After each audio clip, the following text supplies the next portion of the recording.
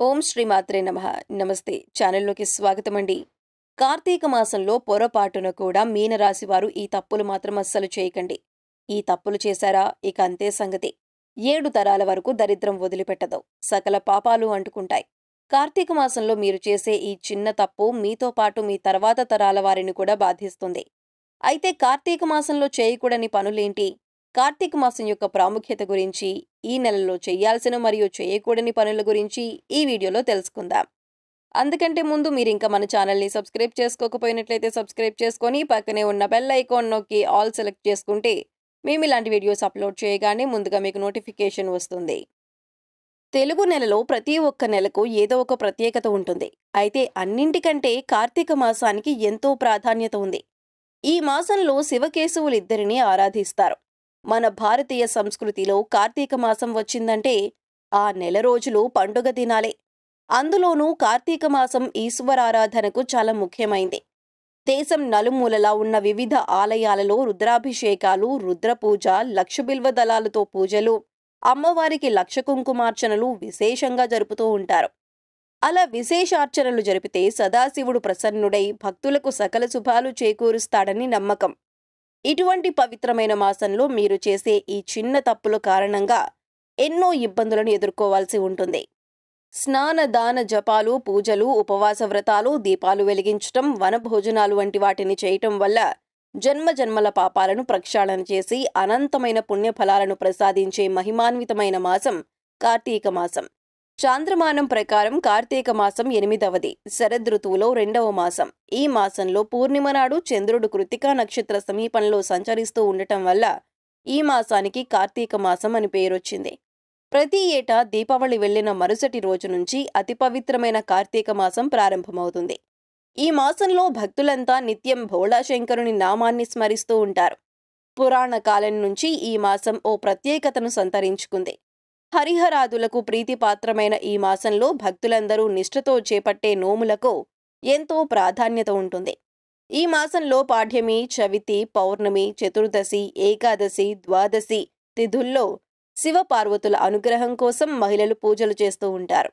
ఈ రోజులు కార్తీక మాసంలో అత్యంత పుణ్యప్రదమైనవి. నెలంతా సాధ్యపడని భక్తులు కనీసం ఆయా రోజుల్లో పవిత్ర పుణ్య నదీ స్నానం ఆచరించి ఉపవాస దీక్షలు చేస్తూ లలిత, విష్ణు సహస్రనామ పారాయణాలు, ప్రతినిత్యం ఉభయ సంధ్యల్లో దీపారాధన చేసే వారికి విశేష పుణ్యఫలం లభిస్తుంది. ఈ కార్తీక మాసం 30 రోజులు ఆచరించిన వారికి అనంతకోటి పుణ్యఫలం లభిస్తుందని పురాణాలు చెబుతున్నాయి. ఇందులో అత్యంత మహిమాన్వితమైన కాలం ప్రదోషకాలం. రాత్రికి ఆరంభకాలమే ఈ ప్రదోష సమయం. ఇలా ప్రతినిత్యం వచ్చే ప్రదోషాన్ని నిత్య ప్రదోషంగా చెబుతారు. ఎవరైతే ఈ కార్తీక మాసమంతా పుణ్యనదీ స్నానం ఆచరిస్తూ ప్రతినిత్యం హరిహరాదులను పూజిస్తూ ప్రదోషకాలంలో నిత్యం దీపారాధన చేసిన వారికి పరమేశ్వరుడు మోక్ష మార్గాన్ని ప్రసాదిస్తాడని పురాణాలు చెబుతున్నాయి. కార్తీక మాసంలోని ప్రదోషకాలంలో పరమేశ్వరుడు అర్ధనారీశ్వర రూపంలో భక్తులకు దర్శనమిస్తారు. అలాంటి ప్రదోష సమయాల్లో దేవ, గంధర్వ, మహర్షి సిద్ధులందరూ పరమాత్మ స్వరూపాన్ని కొలుస్తూ ఉంటారట. కాబట్టి ప్రదోష సమయాల్లో శివుణ్ణి ఆరాధిస్తే శివుని ఆశీస్సులతో పాటు మిగతా దేవతల ఆశీస్సులు కూడా ఏకకాలంలో మనం పొందగలుగుతామని పండితులు చెబుతున్నారు. ఇంకా మనకు అర్ధనారీశ్వర స్వరూపాన్ని ధ్యానిస్తే 2 ప్రయోజనాలు లభిస్తాయి.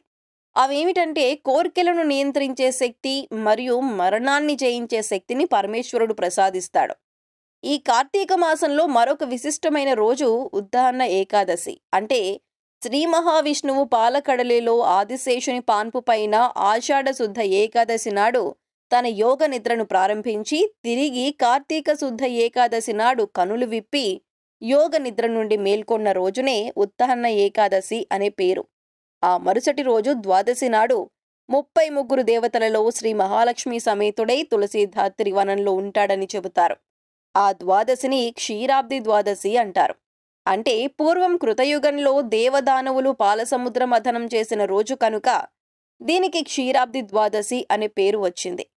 పాల సముద్రాన్ని చిలికారు కనుక చిలుక ద్వాదశి అని కూడా అంటారు. స్త్రీలు ఈ రోజున వారి సౌభాగ్య సంపదల కోసం తులసికోట దగ్గర విశేష దీపారాధనలు చేసి షోడశోపచారాలతో తులసీధాత్రి లక్ష్మీనారాయణులను పూజిస్తారు. అంతేకాకుండా కార్తీక పున్నమి రోజున జ్వాలాతోరణం కాలుస్తారు. ఈ మాసంలో సోదరి చేత వంట భగినీహస్త భోజనం చేసి యథాశక్తి వారికి కానుకలు సమర్పించడంతో పాటు సమీప వనంలో బంధువులు స్నేహితులతో కలిసి ఉసిరి చెట్టును పూజించి సాత్విక ఆహారంతో వనభోజనాలు చేస్తూ ఉండటం మంచిది. అందువల్ల మన జీవన గమనంలో మంచి ఆహ్లాదంతో పాటు అన్నదాన ఫలితం కూడా లభిస్తుంది. ఇలాంటి పవిత్రమైన మాసంలో కార్తీక పురాణం పఠనం చేయటం ద్వారా అనంతకోటి పుణ్యఫలాలు లభిస్తాయి. ఈ మాసంలో చెప్పుకోదగ్గ మరో అంశం దీపారాధన. ఈ మాస ప్రారంభం నుండి సూర్యోదయానికి పూర్వమే లేచి నదీ స్నానం చేసి శుచిగా పొడిబట్టలు ధరించి దీపారాధన చెయ్యాలి. ఈ విధంగా చేయటం ద్వారా మోక్షం సిద్ధిస్తుంది. ఈ మాసంలోనే జ్వాలా తోరణాన్ని కొన్ని చోట్ల వెలిగిస్తారు. కార్తీక మాసాంతరం నెల రోజులు ఇంటి ముంగిట్లో దీపం వెలిగించుకున్న వారికి సకల శుభాలు చేకూరుతాయి.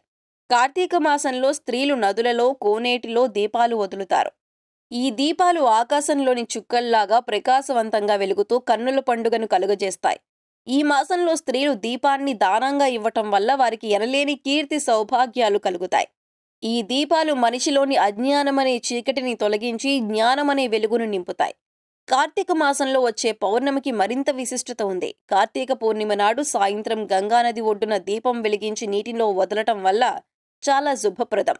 ఈ రోజున దేవతలు గంగానదిలో స్నానం చేయటానికి వస్తారని నమ్ముతారు. అందువల్ల ఈ రోజు ఏదైనా నదిలో లేదా చెరువులో దీపాన్ని దానం చేయటం ద్వారా అన్ని రకాల కష్టాలు, అప్పుల బాధలు తొలగిపోతాయని చెబుతారు. కార్తీక పౌర్ణమి రోజున ఇంట్లో తులసి పూజ చేయటం వల్ల చాలా రెట్లు ఎక్కువ ఫలం లభిస్తుంది. అంతేకాదు, కార్తీక పూర్ణిమ రోజు ఇంటి ప్రధాన ద్వారం వద్ద మామిడి ఆకులతో చేసిన తోరణం కట్టాలి. ఇక దీపావళిలాగా ఇంట్లో దీపం పెడితే డబ్బుకు లోటు ఉండదు. ఈ రోజున దానం చేయటం వల్ల 10 జన్మల పుణ్యఫలం లభిస్తుంది. కార్తీక మాసంలో సాయం సమయంలో శివాలయంలో ఉసిరికాయ పైన ఒత్తులు ఉంచి దీపం వెలిగించడం ద్వారా విశిష్ట ఫలితాలను పొందుతారు. నెల రోజులు పెట్టడం వీలు లేని వారు కార్తీక సోమవారాల్లోనైనా లేదా పౌర్ణమి నాడైనా ఈ ఉసిరికాయ దీపం వెలిగించడం ద్వారా విశేషమైన ఫలితాన్ని పొందుతారు. ఆవు నెయ్యితో దీపం వెలిగించటం శ్రేష్టం. లేదంటే నువ్వుల నూనెతో గాని, కొబ్బరి నూనెతో గాని, నెయ్యితో గాని, అవిసె నూనెతో గాని, ఇప్ప నూనెతో గాని, లేదంటే కనీసం ఆముదంతోనైనా దీపాన్ని వెలిగించాలి. అంతేకాకుండా కార్తీక మాసం నెల రోజులు దీపం పెట్టడం ద్వారా హరిహరాదుల ఆశీర్వాదాన్ని పొందుతారు. నెల రోజులు వీలు లేని వారు కార్తీక మాసం ఆఖరి రోజున నెల ఒత్తులు, సంవత్సరం ఒత్తులు ఏదైనా శివాలయంలో గాని, నదిలో గాని వెలిగించడం ద్వారా సంవత్సర కాలం పూజ చేసినంత పుణ్య ఫలాన్ని పొందుతారు. ఈ విధంగా కార్తీక మాసంలో దీపాలను వెలిగించటం, దీపదానం చేయటం వల్ల సకల జీవరాశులే కాకుండా రాళ్ళు, రప్పలు, వృక్షాలు వంటివి కూడా ముక్తి పొందుతాయని పురాణ కథనం. ఇంతటి పవిత్రమైన కార్తీక మాసంలో చేయకూడని పనులు చూసుకున్నట్లయితే కార్తీక మాసం నెల రోజులు కూడా మాంసాహారం తీసుకోకూడదు. మద్యం సేవించరాదు. కేవలం సాత్వికాహారం మాత్రమే తీసుకోవాలి. మౌనంగా భోజనం తీసుకోవాలి. భోజనం చేసేటప్పుడు ఇతరులతో మాట్లాడకూడదు. గుమ్మడికాయ, ఉల్లిపాయ, వెల్లుల్లి, ముల్లంగి వంటి ఆహార పదార్థాలను తినకూడదు. పెసరపప్పు, శనగపప్పు, నువ్వులు కూడా తీసుకోరాదు. ముఖ్యంగా కార్తీక మాసం ఆదివారం రోజు కొబ్బరి, ఉసిరికాయ తీసుకోరాదని పెద్దలు చెబుతారు. కార్తీక వ్రతం పాటించేవారు ఆ వ్రతం చెయ్యని వారి చేతి వంట తినకూడదు. నలుగు పెట్టుకుని స్నానం చేయకూడదు. దైవ దూషణ చేయకూడదు. పాపపు ఆలోచనలు చేయకూడదు. ఎవరికీ ద్రోహం చేయకూడదు. ఇంతటి పవిత్రమైన మాసంలో దైవ దూషణ చేసిన వారికి అష్టదరిద్రాలు చుట్టుకుంటాయి. మీరు చేసే ఈ చిన్న తప్పు కారణంగా మీతో పాటు మీ కుటుంబ సభ్యులు కూడా పాపాలను మోయాల్సి వస్తుంది. కాబట్టి కార్తీక మాసంలో ఈ నియమాలను పాటించడం ద్వారా సర్వదేవతల ఆశీర్వాదాలు లభిస్తాయి. సో చూశారు కదండి, ఈ కార్తీక మాసం యొక్క ప్రాముఖ్యత గురించి, ఈ నెలలో చేయాల్సిన మరియు చేయకూడని పనుల గురించి, కార్తీక మాసంలో మీనరాశి వారు ఏ తప్పులు చేయటం వలన 7 తరాల వరకు దరిద్రం వదిలిపెట్టదు వంటి విషయాల గురించి ఈ వీడియోలో తెలుసుకున్నాం కదా. మీకు ఈ వీడియో నచ్చినట్లయితే లైక్ చేయండి. మీ ఫ్రెండ్స్ అండ్ ఫ్యామిలీ మెంబర్స్లో ఎవరైనా మీనరాశి వారు ఉంటే వారితో ఈ వీడియోని షేర్ చేసుకోవడం మర్చిపోకండి. ఇప్పటి వరకు మీరు ఇంకా మన ఛానల్ని సబ్స్క్రైబ్ చేసుకోకపోయినట్లయితే సబ్స్క్రైబ్ చేసుకొని పక్కనే ఉన్న బెల్ ఐకాన్ నొక్కి ఆల్ సెలెక్ట్ చేసుకుంటే మేము ఇలాంటి వీడియోస్ అప్లోడ్ చేయగానే ముందుగా మీకు నోటిఫికేషన్ వస్తుంది. మరొక చక్కటి వీడియోతో మళ్ళీ కలుసుకుందామండి.